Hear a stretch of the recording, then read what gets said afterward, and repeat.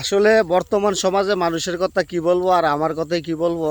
কথা বলতে গেলে অনেক কথা বলতে হয়, না বললে কিছুই নয়। তবু আবার না বলে থাকা যায় না, আবার বললেও সমস্যা, তারপরে বলতে হয়। যে বিষয়টা বলতে হবে, মানুষের বর্তমান হালত বা আখলাক বা আকিদা যে হালতে চলে গেছে, মানুষকে আসলে এখন মানুষ বলা এবং মানুষ বোঝা আমাদের জন্য সবারই একটা কষ্টকর।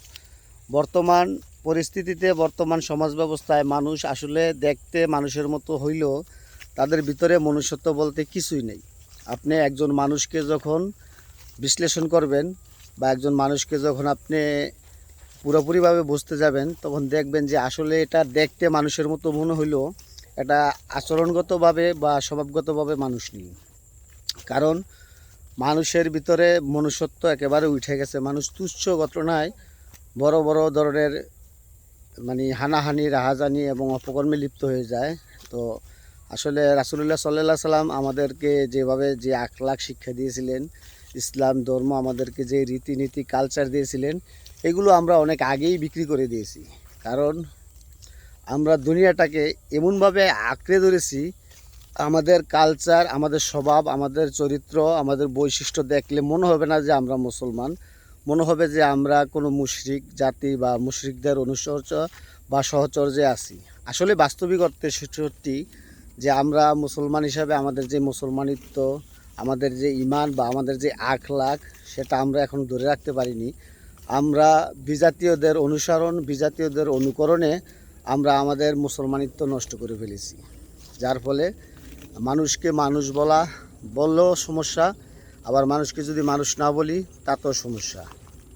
এই জন্য বর্তমান বৈশ্বিক পরিস্থিতিতে মানুষকে বোঝা, মানুষের সাথে চলা, মানুষের সাথে ওঠা বসা করা খুবই একটা ডেঞ্জারাস বিষয়।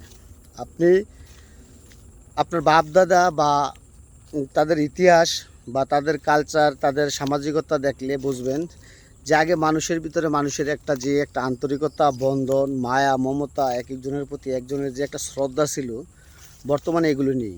কারণ বর্তমানে মানুষ নিজেকে সর্বোচ্চভাবে প্রায়োরিটি দিয়ে নিজের সুবিধা, ভোগবিলাস, লালসাকে প্রাধান্য দিয়ে পৃথিবীকে এমনভাবে আঁকড়ে ধরেছে, মানুষ মনে করে যেন তার মরতে হবে না।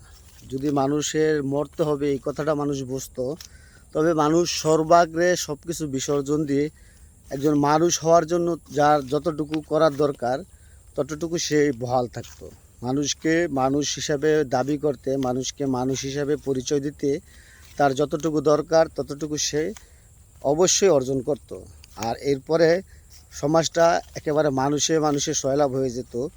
আর মানুষ নামক প্রাণী দিয়ে সমাজ কখনো চাষ হতো না। তো সর্বাগ্রে যে কথা বলতে চাইতেছিলাম, আমি আমাকেই হোক, আমি আপনাকেই হোক, আপনি আপনাকেই হোক, আপনি আমাকেই হোক, বা আপনি আমার আপনার সমাজের সবগুলো মানুষকে, যাতে আমরা মানুষকে মানুষ হিসাবে দেখতে পারি, মানুষ হিসাবে বলতে পারি, সেই মানবীয় গুণাবলী এবং মনুষ্যত্ব অর্জন করার চেষ্টা করি।